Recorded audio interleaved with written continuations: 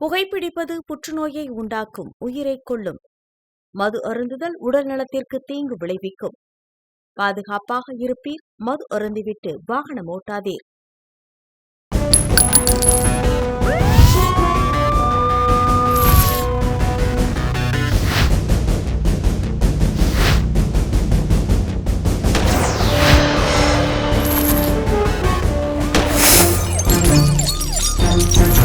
கோப்பியம், உண்மையும் பின்னணியும். மதுரை மாவட்டம் திருப்பரங்குன்றம் ஊராட்சி ஒன்றியம் சாமநத்தம் கிராமத்தை சேர்ந்த சக்தி என்பவரின் மகன் செந்தில்குமார். இவருக்கு திருமணமாகி மனைவி மற்றும் 2 குழந்தைகள் உள்ள நிலையில் சாமநத்தம் பகுதியில் பள்ளிக்கூடம் அருகே டீ கடை நடத்தி வந்தார். இவர் அதிமுக இளைஞர் மற்றும் இளம்பெண்கள் பாசறையின் ஒன்றிய தலைவராக இருந்து வந்த நிலையில் கடந்த வெள்ளிக்கிழமை அதிகாலை வழக்கம் போல சுமார் 6 மணியளவில் டீ கடையை திறக்க செந்தில்குமார் சென்றிருக்கிறார். அப்போது அங்கு இருந்த 4 பேர் கொண்ட மர்ம கும்பல் ஒன்று அதிகாலையில் செந்தில்குமாரை மிகவும் கொடூரமாக தலையை துண்டாக வெட்டி கொலை செய்துவிட்டு அங்கிருந்து தப்பிச் சென்றனர். இதைத் தொடர்ந்து அதிகாலையில் நடந்த இந்த அதிபயங்கர சம்பவம் குறித்து தகவல் அறிந்த சிலைமான் போலீசார் உடனடியாக சம்பவ இடத்திற்கு வந்து கொலை செய்யப்பட்ட செந்தில்குமாரின் உடலை கைப்பற்றி மதுரை ராஜாஜி மருத்துவமனைக்கு உடற்கூறாய்விற்காக அனுப்பி வைத்தனர். மேலும் செந்தில்குமார் கொலை தொடர்பாக வழக்கு பதிவு செய்து கொலையாளிகள் குறித்து தீவிர விசாரணை மேற்கொண்டு வந்தனர். அதில் போலீசாரின் முதற்கட்ட விசாரணையில் அப்பகுதியில் உள்ள இளைஞர்கள் சிலர் டீ கடையில் இரவு நேரங்களில் மது அருந்தி வந்ததாகவும் இதனை கண்டித்ததற்காக செந்தில்குமாரை கொலை செய்ததாக கூறப்பட்டது. அதே நேரத்தில் ஒரு சிலர் சமூக வலைதளங்களில் செந்தில்குமார் அரசியல் காழ்ப்புணர்ச்சியால் கொலை செய்யப்பட்டதாக உண்மைக்கு மாறான தகவல்களை பரப்பி வந்தனர். இதைத் தொடர்ந்து செந்தில் கொலை தொடர்பாக 3 தனிப்படைகள் அமைத்து விசாரணை நடத்தப்பட்டு வந்த நிலையில் முதற்கட்டமாக 3 பேரை போலீசார் கைது செய்து நடத்திய விசாரணையில் இந்த கொலையானது தனிப்பட்ட குடும்ப தகராறு காரணமாக நடந்ததாக போலீசார் தரப்பில் தெரிவிக்கப்பட்டிருக்கும் நிலையில் இந்த சம்பவம் பெரும் அதிர்வலைகளை ஏற்படுத்தியிருக்கிறது.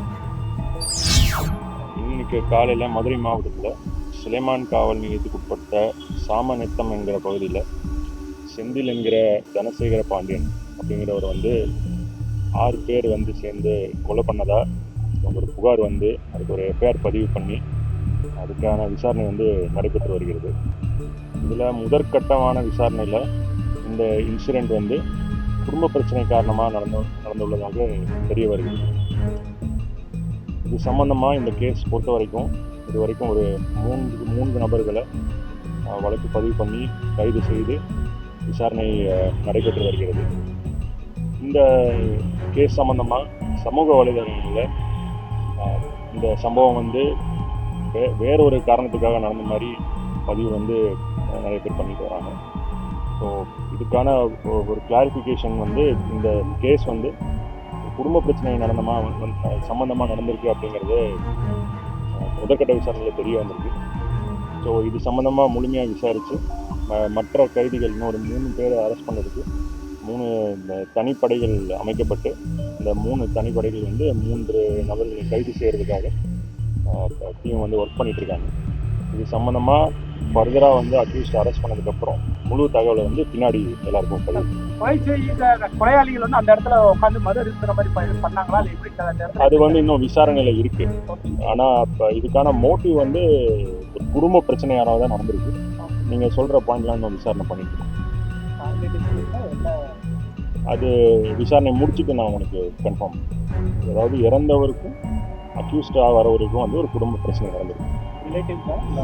இல்லை, இவங்க ரிலேட்டிவ்ஸ் கிடையாது. ஆனால் இவங்களோட ஊர் ஒரே ஊரை சேர்ந்தாங்க.